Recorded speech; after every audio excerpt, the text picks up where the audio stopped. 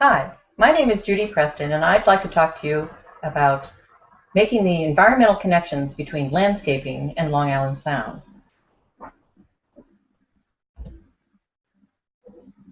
You're interested in the green industry, and it's important to know that the green industry is actually growing at a pretty good clip, and that's the good news. Got a lot of people who are interested in what you do and are willing to pay for what you do, and there's also increasing interest in the availability of organic alternatives to manage landscapes. So the global industry of taking care of landscapes is actually a huge industry and increasing. All good information for you. In fact, in 2013, the Lawn and Landscape magazine talked about the top 5 trends that are affecting the future of your industry, and they concluded that the #1 trend is actually sustainability. Things like fueling trucks with biodiesel, but also 100% organic lawn care is increasingly important to the people who use your services. So I'd like to back up and talk a bit about how do we get from what you do on the land, on the turf, and how that affects the surf, or Long Island Sound, which is the place that I work on, along with a bunch of other people who are very concerned about excess nutrients that get into Long Island Sound. And if you remember Hurricane Irene, which skirted the Connecticut coastline but moved pretty rapidly up the Hudson River Valley and sat over the state of Vermont for a number of hours and just pounded Vermont. If you remember some of the images like you see on the top of this screen, it was devastating for Vermont. And part of what that did is illustrate the whole idea of non-point source pollution, or pollution that is picked up in soil and organic material and makes its way down a river system or its watershed, and ultimately making it to the ocean. And in this case, even Vermont, which is in the watershed of Long Island Sound, dumped a lot of those resources, a lot of that soil and organic material into Long Island Sound.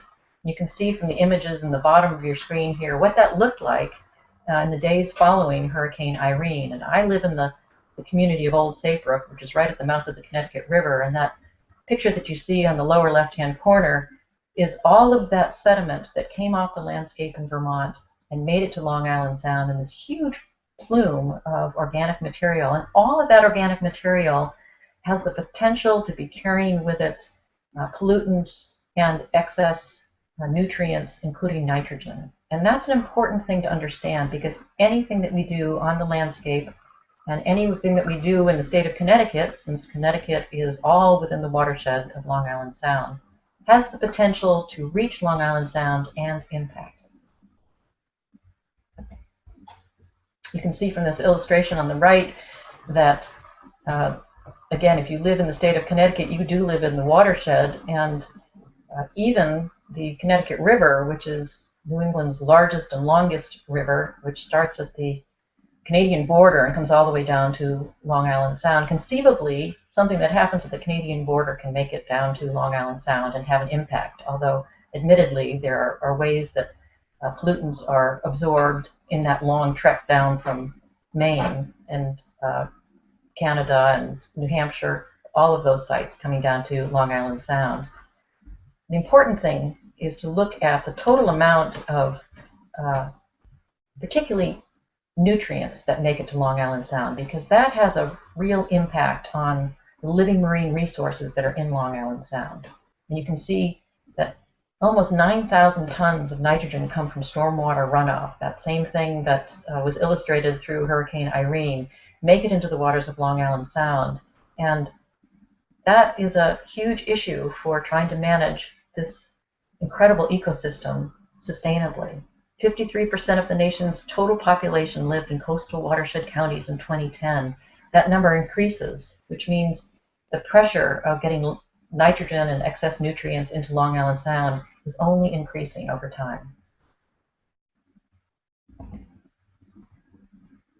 And the reason why this is important is because Long Island Sound is a unique and extraordinary estuary.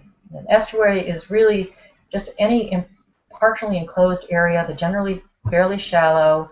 It's where fresh water, like that coming out of the Connecticut River, our three big rivers, the Thames River, the Housatonic, are emptying resources that come off the landscape into an ocean area.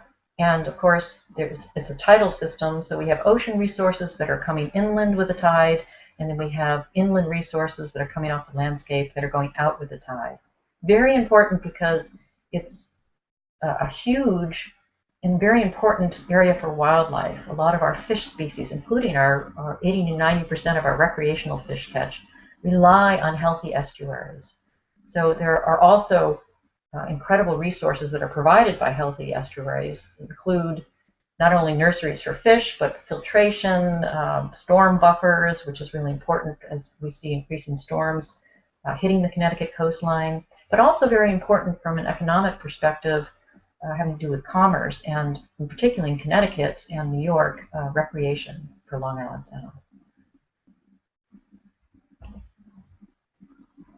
And I'm particularly interested, as someone who is an advocate for Long Island Sound, in looking at what lives in Long Island Sound. So what is effective if we get too many nutrients that come off of our landscape, either from sewage, septic systems, but also from excess nutrients that come from inorganic practices for landscapes? What is effective? And here are some images that show some of the really incredible life that lives in Long Island Sound. These often bizarre comb jellies, sea nettles, even the moon jelly. They look like this is something from outer space. These are some of the organisms that you and I may never see because we're unlikely to be under the water in Long Island Sound where these things live, but they're nonetheless impacted by things that happen on the landscape. And if you notice that northern anemone, which that orange-colored organism, that's something that actually lives on the bottom of Long Island Sound, and it can't move. And that's important because when we talk about excess nutrients, those organisms that can't swim away or move away are particularly at risk. And here's why. Nitrogen comes off the landscape, and again, the lion's share of nitrogen that's coming into Long Island Sound is coming because we have a lot of people and we have sewage and septic. But next to that, we also have inappropriate and too much use of nitrogen that is coming as a result of fertilizers that we put on our landscape. That nitrogen enters the waters of Long Island Sound, and algae consume that nitrogen. It's really great for the algae because they'll eat as much of it as they can, but at some point, with the pulses of rain events that bring nitrogen, eventually the nitrogen drops off, and so does the population of the algae. The algae die, they float to the bottom, and that's where the bacteria that are in the bottom of Long Island Sound decompose the algae, and in doing so, they use up the oxygen. That's where the problem comes in. You might have heard of the word hypoxia, which is low oxygen, or even anoxia, which means oxygen has completely disappeared. You might have also heard dead zone, which is probably the easier thing to remember because the effects of hypoxia are that it leaves in its wake such low oxygen levels that organisms like that anemone that we just saw, which can't move away and doesn't have the option, if it can't get oxygen, then it will die. And this is the problem that we look at with increasing amounts of nutrients that make their way into Long Island Sound because it results in fish kills, it kills organisms that we may never see but are an important part of the ecosystem of Long Island Sound. So it also can lead to nuisance species, algal blooms, and loss of important habitats such as seagrasses, which is where we find some of our really important shellfish. This problem is not unique to Long Island Sound. Unfortunately, if you look at a map of the globe and look at all the estuaries that are based along the coastal areas of continents, you'll see that there are huge problems associated with human civilization and excess nutrients that foul the waters in these shallow coastal areas, and this leads to the problem of low to no oxygen. So every state has been impacted in some way by nutrient pollution, and this is a huge problem You can see from this illustration of Long Island Sound where the red is in the western part of the sound, where the sound is constricted, where we have high population density and in fact are close to New York City. This is where we get every year some level of low to no oxygen. It tends to clean out as it gets closer to the eastern part of the sound, where we have the deep water of the Race and we have a better exchange with the waters of the ocean. And again, this is not unique. We also have in the Gulf of Mexico a huge dead zone. You can see the illustration in New Orleans where there's a huge area of red, of low to no oxygen, which impacts the fishing industry in the Gulf of Mexico. All of that area is taking in nutrients, excess nutrients from the Mississippi River, which takes up about 40% of the landmass of the continental United States. And that's also our breadbasket. That's where the lion's share of our agriculture happens. And the excess nutrients that come off of that system, perfect illustration of how a watershed ends up somewhere in the ocean, and what that watershed is carrying, what that river system is carrying is important because it impacts the life of that estuary. So how do we get to lawns? Obviously, you make a living from lawns so that you're happy that they're here. But it's really interesting to look at how we ended up with lawns, which way back we didn't historically have. Obviously, we would probably guess that the European origins of lawns, we think of huge castles and manors with green areas around them, and that is true. A lot of these castles did have open areas, and that was in part a defense mechanism, so that if they were going to be attacked, they wanted to be sure to not have a forest that was obscuring their attackers.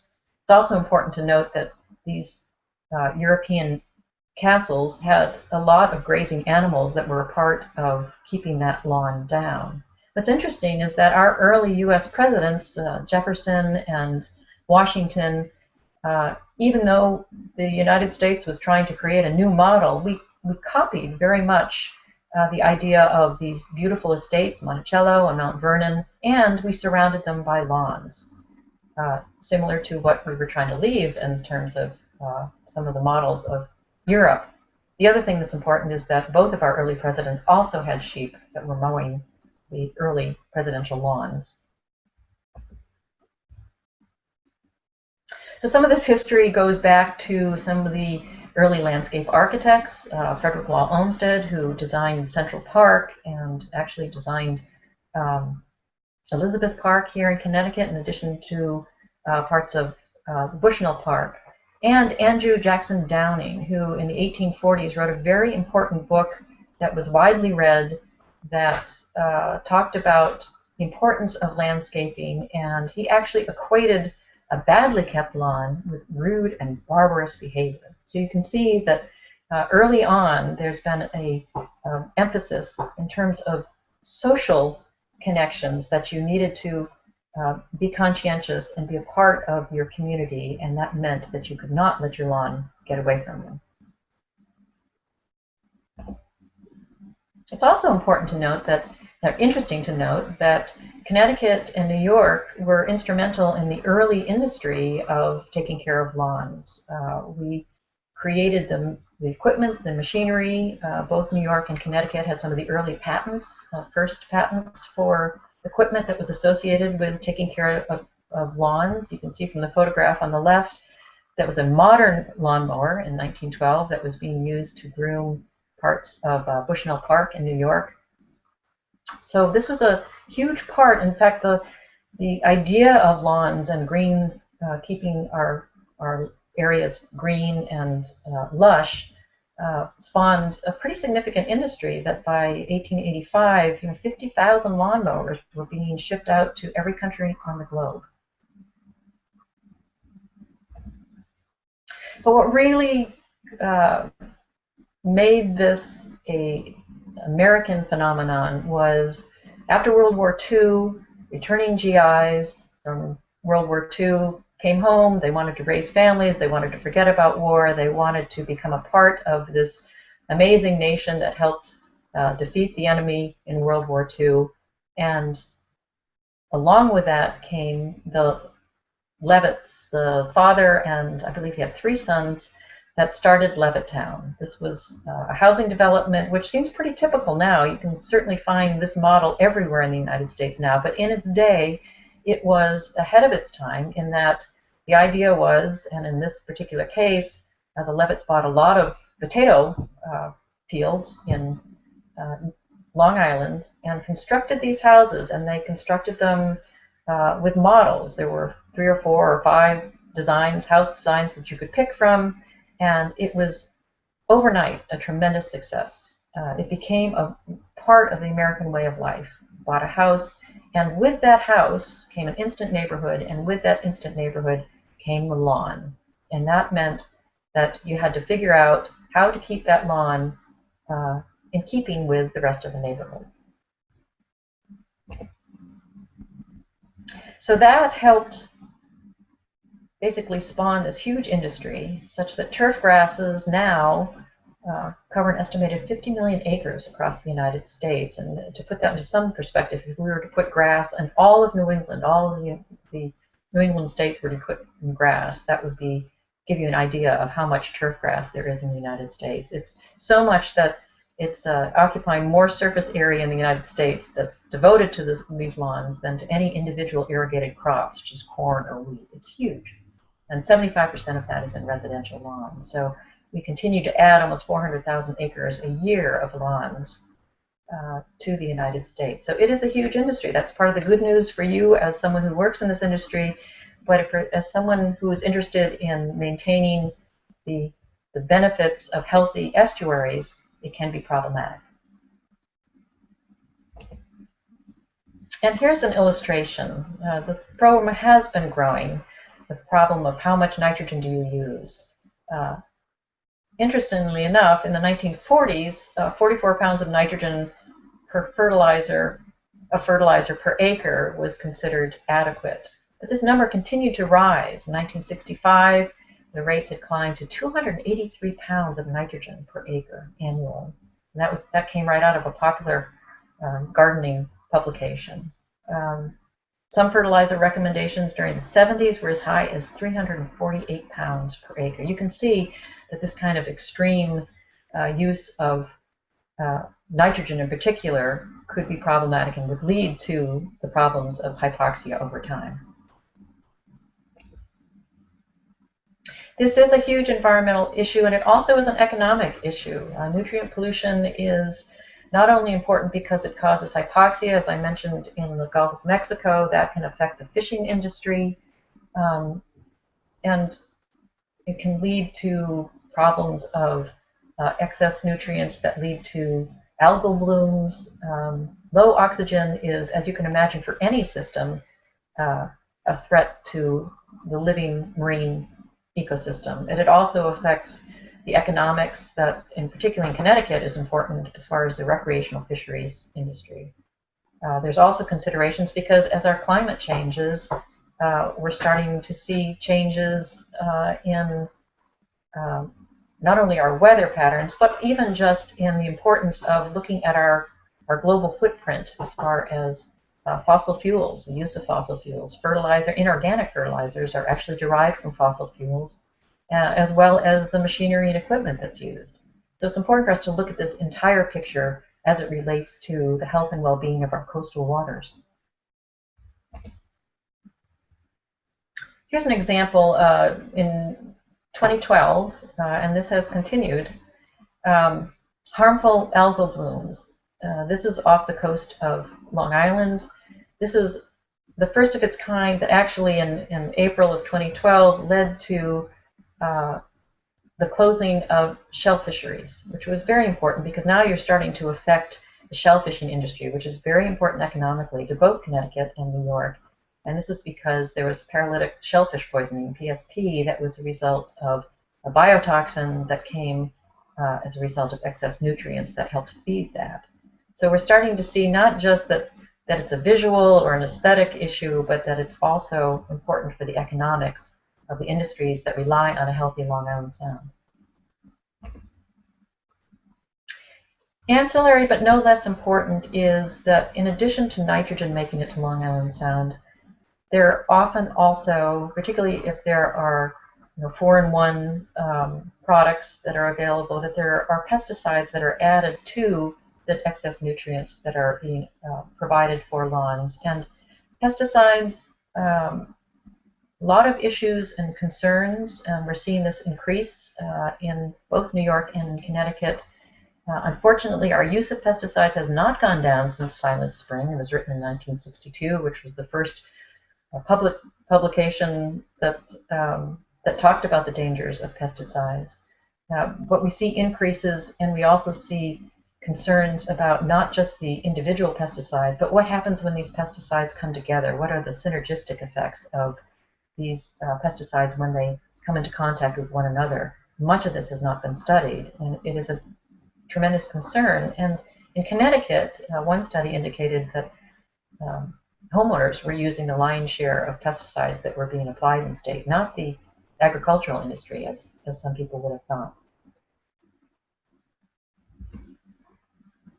Another resource that's equally important and that we tend not to think about in a sometimes rainy state like Connecticut is water, potable fresh water. 71% of the Earth's surface is covered with water, but of that, a huge amount of it, almost 96%, is salt water. So actual accessible fresh water, that's not locked up in ice caps, and that is actually accessible, is less than 1%. So for us to be using a lot of water on landscapes when it may not be necessary, particularly if you've managed your system so that the soil is healthy enough that it retains moisture, water may not be as necessary, and we don't need to be using 238 gallons of water per person per day, as one study would indicate.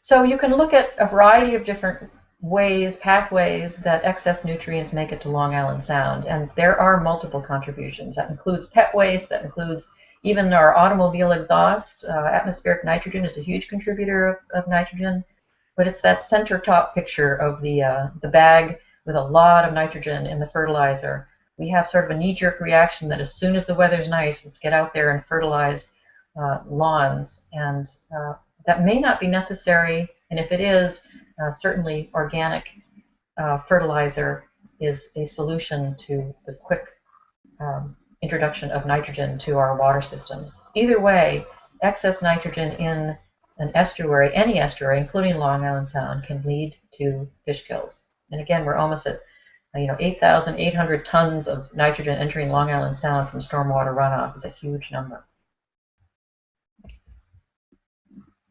I don't want to sound entirely depressing about this, because in fact, progress is being made. The Long Island Sound study has worked very hard through the total maximum daily load to reduce the total area of hypoxia every year in Long Island Sound, and have been successful. Reduced from an average of 208 square miles to an average of 175 square miles seasonally. Now that may not sound good enough, and the Long Island Sound study, we agree. We're working very hard to get that number even more reduced. But the good news is that there are a lot of smart and dedicated people who are working on this issue and are having some success.